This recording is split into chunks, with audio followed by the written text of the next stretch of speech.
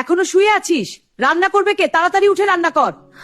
তাড়াতাড়ি কর, আমাকে গরম গরম রুটি দিয়ে। হ্যাঁ মা, এক্ষুনি তৈরি হয়ে যাবে। এখনো হয়নি? তুই খুব আস্তে বানাচ্ছিস। দেখুন মা, এটা গরম গরম।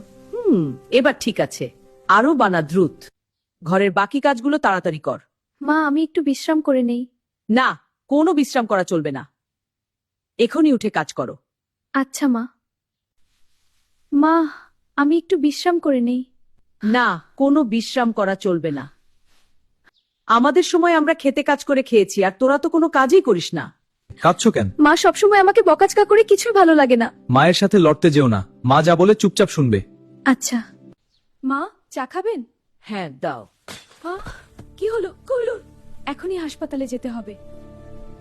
ভয় পাবেন না, আমি আছি। মা কেমন আছেন? আপনার জন্য ওষুধ এনেছি। হ্যাঁ বৌমা, খুব কষ্ট হচ্ছে। এই নিন, ওষুধটা খান। ধন্যবাদ বৌমা। আপনি এখন বিশ্রাম নিন, আমি এখানেই আছি। বৌমা, আমি আমার ভুল বুঝতে পেরেছি। তুমি এই গর্ভাবস্থায় আমার অনেক সেবা করেছি। শাশুড়ি মা, আপনি এমন করবেন না। আমি সবসময় আপনার পাশে আছি।